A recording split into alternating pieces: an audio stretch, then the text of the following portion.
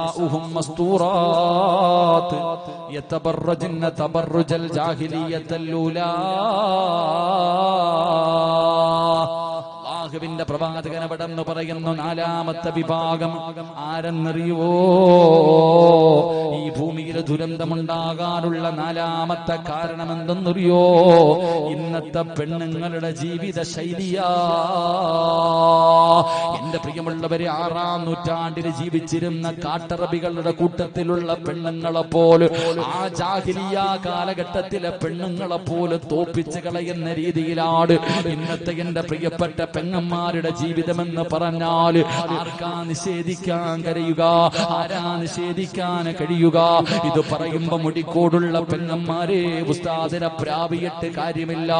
ഇത് പറഞ്ഞില്ലെങ്കിൽ അല്ലാഹു എന്നെ വെറുതെ വിടില്ല. പെങ്ങള്, ഒന്ന് ചിന്തിച്ചു നോക്ക് പെങ്ങന്മാര്, ഇന്നത്തെ നിങ്ങളുടെ പ്രവർത്തനങ്ങൾ എന്താണ്?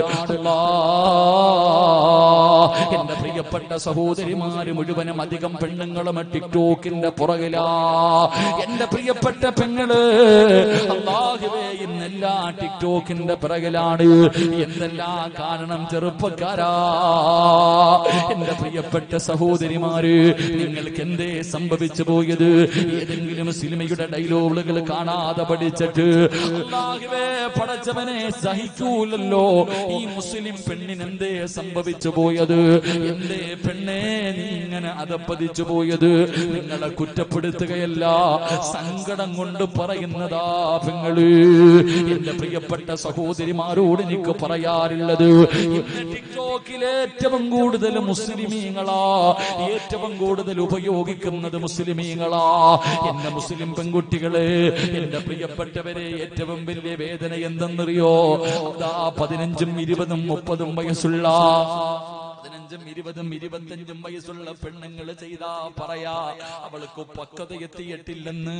ഉമ്മ, നിനക്ക് പക്വത എത്തിയില്ലേ ഉമ്മ? ഒരുപാട് പ്രായമായില്ലേ ഉമ്മ? 3, 4 മക്കളുടെ തള്ളയായില്ലേ ഉമ്മ? നീ എന്തേ ഉമ്മ ഇങ്ങനെ ആയിപ്പോയത്? മക്കളുടെ കൂടെ ടിക്ടോക്ക് നടത്തുന്നത് ഉമ്മമാരാ. സ്വന്തം മക്കള് പേക്കൂത്ത് കാണിക്കുമ്പോ മൊബൈല് പിടിച്ചു കൊടുക്കുന്നത് വാപ്പയും ഉമ്മയുമാ. എത്ര ചീത്തയാ വിളിക്കുന്നതെന്നറിയോ? ഒരു നാണവുമില്ലാതെ മുസ്ലിം പെണ്ണ് എത്ര ചീത്തയാണ് വിളിക്കുന്നത്! എന്തെല്ലാം വൃത്തികേടുകളാ പറയുന്നത്! എന്റെ പ്രിയപ്പെട്ട പെങ്ങളെ, എന്തു വേണമെങ്കിലും നീ ചെയ്തോ. ഇന്ത്യ മഹാരാജ്യത്ത് നിനക്കതിനുള്ള സ്വാതന്ത്ര്യം ഈ രാജ്യം തരുന്നുണ്ട്. പക്ഷേ എന്റെ പെങ്ങളോട് എനിക്കൊരു അപേക്ഷയേ ഉള്ളൂ, ആ ഫർദ് ഒന്ന് ഊരി വെക്കുമോളെ. അത്രയെങ്കിലും ഒരു കരുണ കാണിക്കടി, അത്രയെങ്കിലും ഒരു കരുണ നീ കാണിക്ക്. എന്തിനായി ഫർദയും ഹിജാബും ധരിച്ചുകൊണ്ട് ഈ ഉമ്മത്തിനെ നാണം കെടുത്തുന്നത്, ഈ സമുദായത്തിനെ നാണം കെടുത്തുന്നത്? നിനക്ക് ചിലപ്പോൾ അതൊരു കറുത്ത വസ്ത്രമായിരിക്കുവടി, പക്ഷെ അത് വെറും ഒരു വസ്ത്രമല്ല. മഹദി ഖദീജ ബീബി റളിയല്ലാഹു തആല അൻഹാ, ആയിഷ ബീബി റളിയല്ലാഹു തആല അൻഹാ, ഫാത്തിമ ബീബി റളിയല്ലാഹു തആല അൻഹാ, ഒരുപാട് മഹദിമാര് ധരിച്ച വസ്ത്രമാ മോളെ. അതിനൊരു വിലയുണ്ടടി. അതിന് കേവലം 300 400 വിലയല്ല. അല്ലാഹുവേ, അതിന് വല്ലാത്ത ഒരു വിലയുണ്ട്. ആ ഫർദ നോക്കിയിട്ടൊരു സമുദായത്തിന് വിലയിരുത്തുന്ന കാലവാ. എന്റെ മുസ്ലിം പെൺകുട്ടികളുണ്ടല്ലോ, അതപ്പതിച്ച് എവിടെ എത്തിയെന്നറിയുമോ? അല്ലാഹുവേ, ഇന്ന് ബസ്സുകളിലും ട്രെയിനുകളിലും യാത്ര ചെയ്യാൻ കഴിയുന്നില്ല. അല്ലാ, പഠിക്കാൻ പോകുന്ന നമ്മുടെ പെൺമക്കളുണ്ടല്ലോ, കണ്ണിന്റെ മുന്നിൽ വാപ്പയുടെ പ്രായമുള്ളവരുണ്ട്, ഉമ്മയുടെ പ്രായമുള്ളവരുണ്ട്. അതാ പടച്ചവനെ, കൂടപ്പിറപ്പിന്റെ പ്രായമുള്ളവരുണ്ട്, കൂടെ പഠിക്കുന്നവരുണ്ട്, എന്തിന് സമപ്രായക്കാരുണ്ട്, എന്തിന് പ്രായം കുറഞ്ഞ കുട്ടികളുണ്ട്. ഉസ്താദന്മാര് മുന്നിലിരുന്നാൽ പടച്ചവനെ ആ മുസ്ലിമിന്റെ നെഞ്ചത്തേക്ക് ചാരിയിരുന്നിട്ട് അവന്റെ കയ്യിൽ ഇങ്ങനെ കെട്ടിപ്പിടിച്ചിട്ട് സെൽഫി എടുക്കുന്ന അവന്റെ മടിത്തട്ടിൽ കിടക്കുന്ന ഒരു വിഭാഗമായി ഇന്നത്തെ മുസ്ലിം പെണ്ണ് മാറുമ്പോ അല്ലാഹുവേ എവിടെ നോക്കിയാലുമുണ്ട്. കല്യാണ പന്തലുകളിലാകട്ടെ, എന്തിനെ പടച്ചവന് സ്കൂളിന്റെ പരിപാടികളിലാകട്ടെ, അല്ലെങ്കിൽ ഓണപരിപാടികളാകട്ടെ, എല്ലാത്തിനും ഈ പെമ്മക്കളാണല്ലോ. നമ്മുടെ ഹിജാബിട്ട തലമറച്ച എടി എന്തൊക്കെ വസ്ത്രമുണ്ട്, ചുരിദാർ വിട്ട് തലയിൽ തുണിയിടാതെ നീ എന്ത് വേണമെങ്കിലും കാണിക്കടി. എന്തിനാ പർദ്ദ ധരിച്ചുകൊണ്ട് ഹിജാബിട്ടുകൊണ്ട് മുസ്ലിം കോലത്തിൽ നീ ധിക്കാരം കാണിക്കുന്നത്, അഹങ്കാരം കാണിക്കുന്നത്? ഇത് പറഞ്ഞാ നിങ്ങൾക്ക് എന്നെ വെറുപ്പാട്. ചിലപ്പോൾ നാളെ ഇതിന്റെ പേരിൽ എനിക്ക് ചീത്തവിളി കേൾക്കേണ്ടി വരും. എങ്കിലും എനിക്ക് പ്രശ്നമില്ല പെങ്ങള്, എനിക്കൊരാഗ്രഹമേ ഉള്ളു, എവിടെ കിടന്നു മരിച്ചാൽ ഈമാനോടുകൂടി മരിച്ചാ മതി. ഇത് പറഞ്ഞതിന്റെ പേരിൽ ആരൊക്കെ എന്തു പറഞ്ഞാലും എനിക്കൊന്നുമില്ല. പക്ഷേ പറയേണ്ടത് പറയണം മോള്. എത്ര പേര് നിന്റെ കൂടെ നടന്നാല് എടി നീ മരിക്കണ്ടവളാണെന്നുള്ള ചിന്ത നിനക്ക് വേണമടി. എല്ലാം കടിഞ്ഞിട്ട് അവസാനമല്ല നീ പടച്ച റബ്ബിന്റെ മുന്നിൽ പോകണ്ടവളാ. ഈ അഹങ്കാരം കാണിക്കുന്നവളോട് മക്കളേത് തോന്നിവാസം കാണിച്ചാൽ അവരുടെ കൂടെ നിൽക്കുന്ന ഉമ്മമാര് നീ എപ്പോഴും പറയുമല്ലോ, പെങ്ങള് പ്രസവത്തിന് മരണവേദനയാണെന്ന്. എടി നീ അനുഭവിച്ചവളാണെങ്കിൽ ആ മരണവേദന, പ്രസവ വേദന പോലും നിന്നെ കൊണ്ട് താങ്ങാൻ കഴിഞ്ഞില്ലെങ്കിൽ ഇനി ഒരു മരണവേദന വരാനുണ്ടല്ലോ. ഈ അനുഭവിച്ച നിനക്കതിനെ കുറിച്ചറിയാമല്ലോ, ഞങ്ങൾക്ക് ആ വേദനയെ കുറിച്ചറിയില്ല. എന്തേ ചിന്തിക്കാത്തത്? ഈ അഹങ്കാരമൊക്കെ എവിടെ കൊണ്ട് തീർക്കും? അവസാനം നിന്റെ കണ്ണിന്റെ മുന്നിൽ മലക്കുൽ മൗത്ത് അസ്റായീൽ വന്ന് നിന്നിട്ട് പറയും, വിളിക്കടി, ആരെ വേണമെങ്കിലും വിളിക്ക്. കല്ലാ ഇദാ ബലഗതി തറാഖിയ വഖീല മൻ റാഖ് വظن أنه الفراق والتفت الساق بالساق إلى ربك يومئذ المساق. ആരെ വിളിക്കുവടി പൊന്നുമോളെ? നിന്നെ രക്ഷപ്പെടുത്താൻ ആരുണ്ട്? എന്റെ ഓരോ പെണ്ണിനോടും സ്വന്തം പെങ്ങളെ പോലെ പറയുകയാണ്, يوما ترجعون فيه إلى الله. ഒരു ദിവസം പോയി നിൽക്കണമടി അള്ളാന്റെ മുന്നിൽ.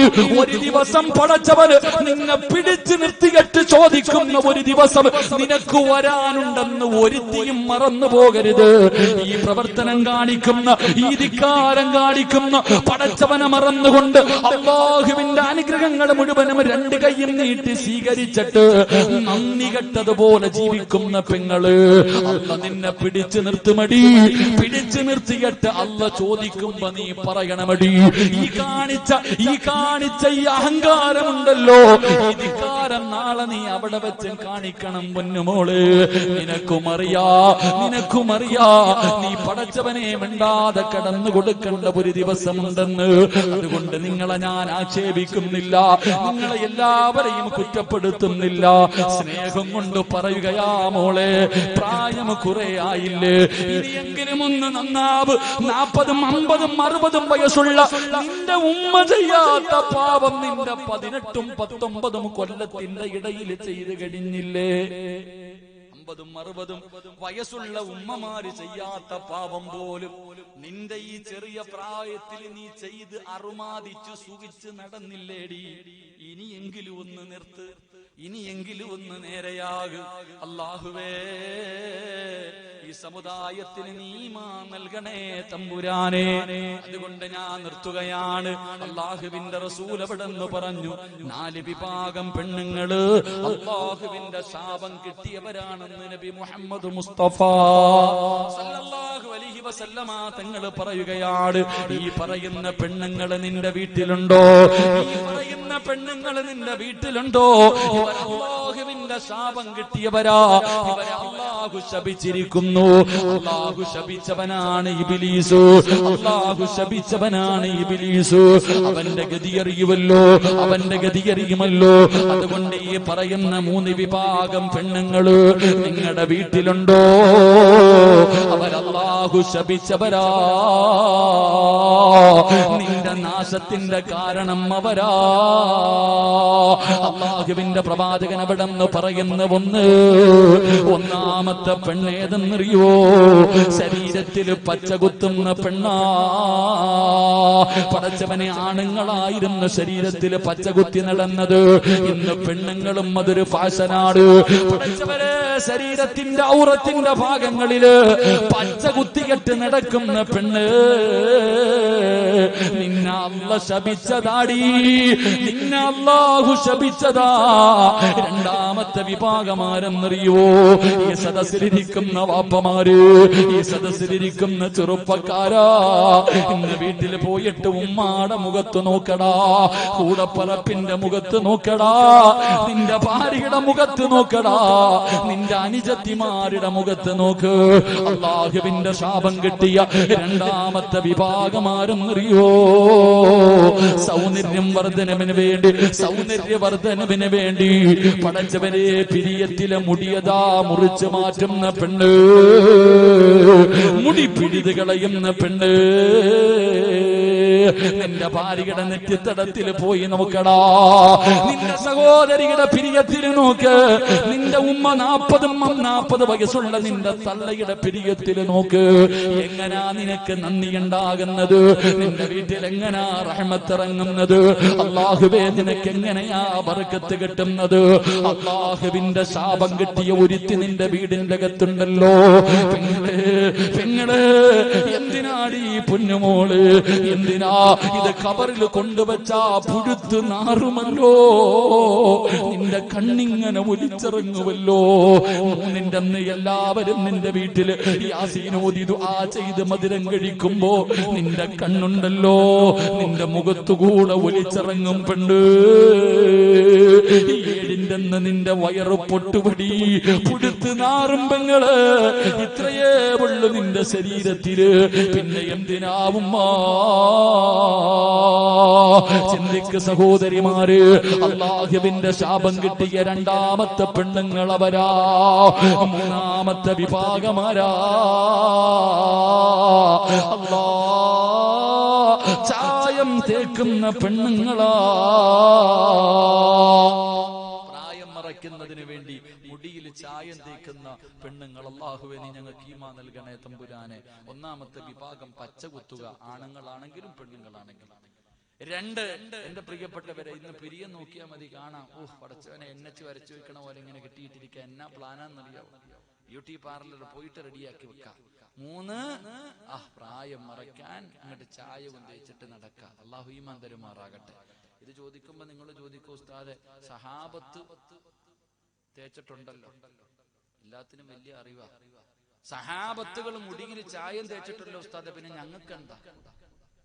സഹാബത്ത് തേച്ചിട്ടുണ്ട്. എവിടെ പോയപ്പോഴാ തേച്ചേ? എവിടെ പോയപ്പോഴാ തേച്ചേ?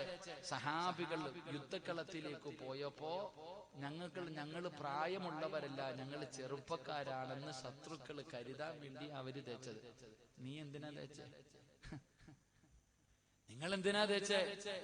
എന്റെ പ്രിയപ്പെട്ട പെങ്ങളെ, ഭർത്താവ് വെള്ളമുടിയുള്ള നിന്നെ കണ്ടാ നിന്റെ ഭർത്താവിന് നീ മൈലാഞ്ചി തേക്കാമിനാത്ത നല്ലതല്ല, അത് തേക്കാലോ, അത് തേക്കാലോ, എന്ത് തേക്കാത്തെ? അള്ളാഹു നമുക്ക് ഈമാൻ നൽകി അനുഗ്രഹിക്കുമാറാകട്ടെ. അതുകൊണ്ട് എന്റെ പ്രിയപ്പെട്ടവരോട് പറയുകയാ, ഈ 3 വിഭാഗം അള്ളാഹു ശപിച്ചവരാ. അള്ളാഹു നമ്മളെ കാത്തിരക്ഷിക്കുമാറാകട്ടെ. അതുകൊണ്ട് എന്റെ പ്രിയപ്പെട്ട പെങ്ങന്മാരോട് ഇനിയെങ്കിലും ഒന്ന് തീരുമാനിക്ക്, ഒരു മാറ്റം കണ്ടെത്ത്. നശിക്കാറായി. നമ്മുടെയൊക്കെ കയ്യിലിരിപ്പ് കൊണ്ടാണ് നമുക്ക് ഈ ഗതികേട് വന്നത്. അതുകൊണ്ട് എന്റെ പ്രിയപ്പെട്ടവരോട് പറയുക, ഒരു മാറ്റത്തിന് മാസികകളും പ്രസിദ്ധീകരണങ്ങളൊക്കെ എടുത്ത് വീട്ടിൽ നിന്ന് ഈ നാനയും മങ്ങളും ഇതൊക്കെയാണ് നിന്നെ നശിപ്പിച്ച്. കുറെ പ്രസിദ്ധീകരണങ്ങളാണ് നിങ്ങളെ നശിപ്പിച്ചത്. അതൊക്കെ എടുത്ത് കള. എന്നിട്ട് മഹദിമാരുടെ ചരിത്രം പഠിപ്പിക്കും. നീ വളർന്ന ആരാ? നിനക്ക് നിന്റെ വിലയറിയാനിട്ടാ. നിങ്ങൾ ചോദിക്കും, ഉസ്താദെ ഞങ്ങളെ ഇങ്ങനെ കുറ്റപ്പെടുത്ത എന്താ ഉസ്താദ്? ഏത് പ്രഭാഷകൻ വന്ന് ഞങ്ങളെ സഹോദരി നിന്നെ കുറ്റപ്പെടുത്തിയതല്ല. ഉമ്മ നിന്റെ ഏതാണെന്തെങ്കിലും കാൽച്ചുവട്ടി സ്വർഗമുണ്ടോ? നിന്റെ കാൽച്ചുവട്ടിലല്ലേ സർവ്വ പെണ്ണുങ്ങളുടെയും കാൽച്ചുവട്ടിൽ സ്വർഗമല്ലേ? ഉമ്മാടെ കാൽച്ചുവട്ടില്ല ഏത് ആണിന്റെ ഏത് ഉസ്താദിന്റെങ്കിലും ആലിമിന്റെ കാലിന്റെ ചുവട്ടിൽ സ്വർഗമുണ്ടോ? നിന്റെ കാൽച്ചുവട്ടിൽ കിടക്കുന്ന സ്വർഗം നിനക്ക് നിന്റെ വിലയറിയാനിട്ടാ, നിനക്ക് നിന്റെ മഹത്വം അറിയാനിട്ടാ. എന്റെ പ്രിയമുള്ളവരെ, ഞാൻ ഒരു ചരിത്രം പറഞ്ഞുകൊണ്ട് അവസാനിപ്പിക്കുകയാ. എന്റെ പ്രിയമുള്ളവരെ, മഹാനായ നബി മുഹമ്മദ് മുസ്തഫ, മഹാനായ നബി മുഹമ്മദ് മുസ്തഫ, എന്റെ പ്രിയപ്പെട്ട സഹോദരിമാരെ, നിങ്ങളുടെ കാൽച്ചുവട്ടിലാണ് സ്വർഗം കിടക്കുന്നത്. നിങ്ങൾക്ക് മാതൃകയാക്കാൻ മഞ്ജു വാര്യരല്ല, അല്ലെങ്കിൽ ഏതെങ്കിലും പുതിയ നടിമാരല്ല, ഏതെങ്കിലും മോഡലുകളല്ല. നിനക്ക് പഠിക്കാൻ ഒരു മോഡലിന് ഞാൻ പറഞ്ഞു തരാ. നീ വളർന്നാൽ, നീ നന്നായാൽ അല്ല നിനക്ക് തരുന്ന സ്ഥാനം എന്തെന്നറിയോ? ഒരുപാട് മഹദിമാരുടെ ചരിത്രം നിനക്കറിയുമല്ലോ. നഫീസത്തുൽ മിസ്രിയ, മൈമൂനത്തുൽ മിസ്രിയ, ദിന്നൂറുൽ മിസ്രിയ. അല്ലാഹുവേ, എത്രയോ മഹദിമാർ, ഇവരുടെ ചരിത്രങ്ങൾ നീ കേട്ടവരാണല്ലോ.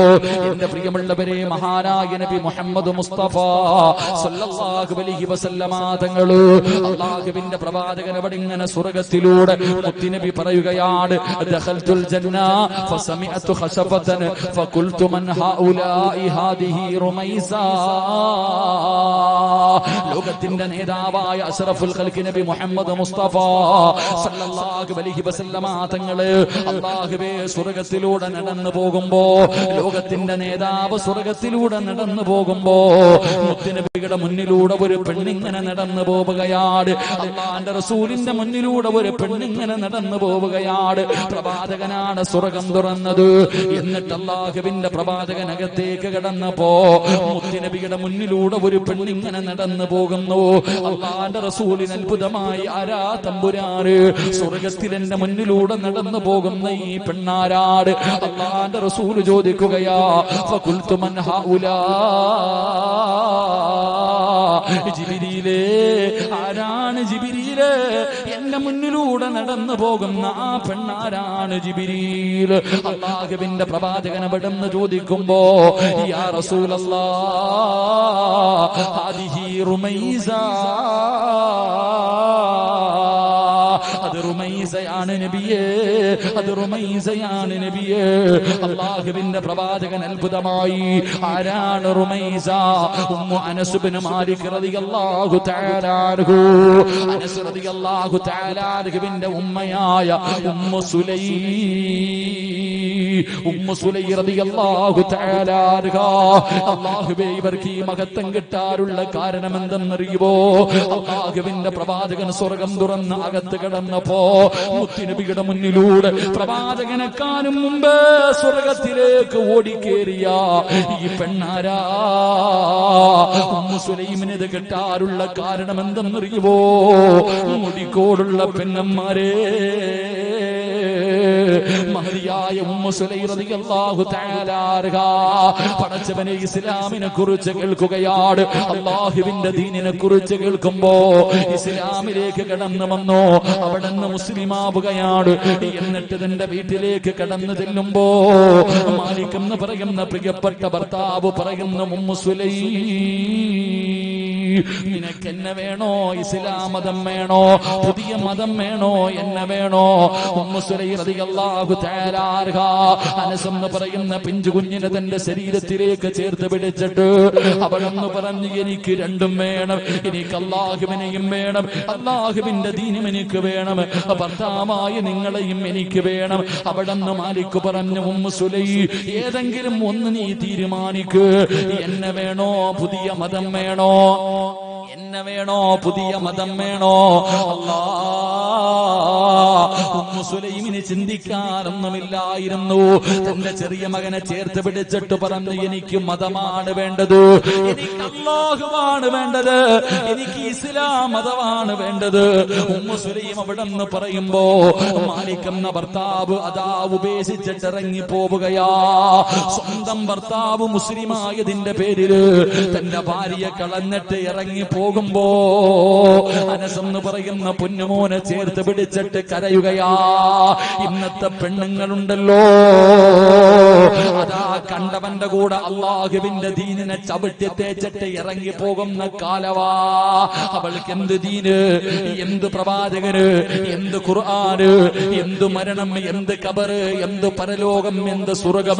അല്ലാഹുവേ, കണ്ടവന്റെ കൂടെ മതം പോലും മറന്നിട്ടിറങ്ങി പോകുന്ന പെണ്ണുങ്ങള്.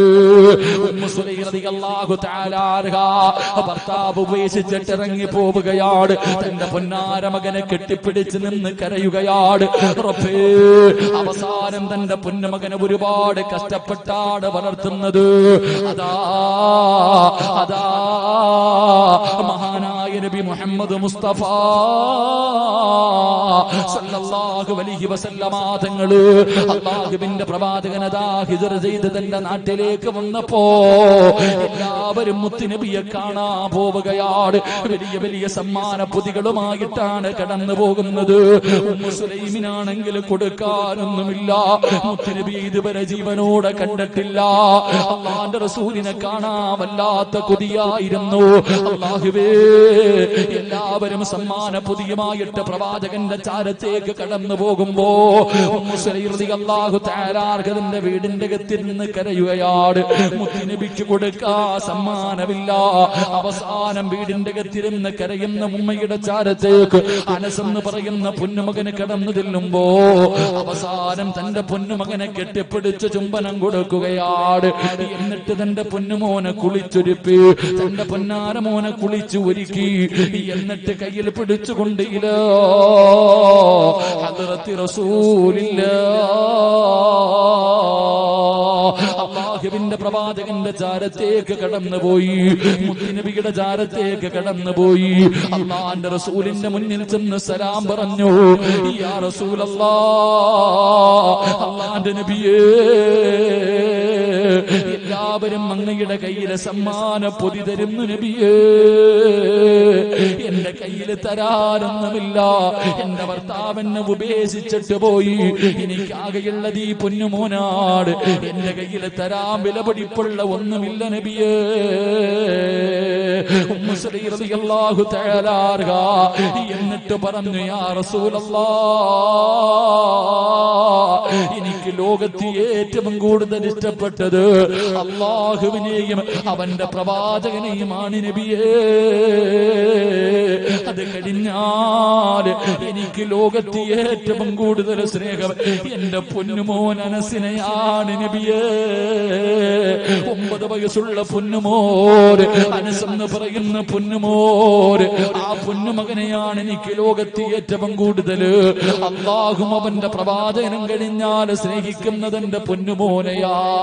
അല്ലാഹുവിന്റെ റസൂലിന്റെ കയ്യിലേക്ക് അനസ് എന്ന് പറയുന്ന തന്റെ ചെറിയ മകന്, ആ 9 വയസ്സ് മാത്രം പ്രായമുള്ള മകന് മുത്തുനബിയുടെ കയ്യിലേക്ക് കൊടുത്തിട്ട് പറയുന്നു, നബിയേ, ഇവനെ എടുത്തോ നബിയേ, അങ്ങക്ക് ഖിദ്മത്ത് ചെയ്യാ, അങ്ങക്ക് വെള്ളം എടുത്തു തരാ, അങ്ങക്ക് ചെരുപ്പെടുത്തു തരാ, എന്റെ പൊന്നുമോനെ സമ്മാനമായിട്ടെടുത്തോ നബിയേ. 9.5 മാസക്കാലം ഗർഭം ചുമന്ന് മരണവേദനയുടെ വേദനയിൽ നിന്ന് പ്രസവിച്ച തന്റെ പ്രിയപ്പെട്ട പൊന്നാര പോര് മുത്തുനബിയുടെ കയ്യിലേക്ക് കൊടുക്കുകയാ. എന്നിട്ട് അനസ് എന്ന് പറയുന്ന പൊന്നുമോന് കെട്ടിപ്പിടിച്ചിട്ട് ഉമ്മു സുലൈം പറഞ്ഞു, മകനെ അനസ്, ഉമ്മാനെ മറക്കല്ലേടാ. നാളെ പടച്ച റബ്ബിന്റെ കോടതിയിൽ വെച്ച് ഉമ്മാനെ കാണുമ്പോ മറന്നു പോകല്ലേ.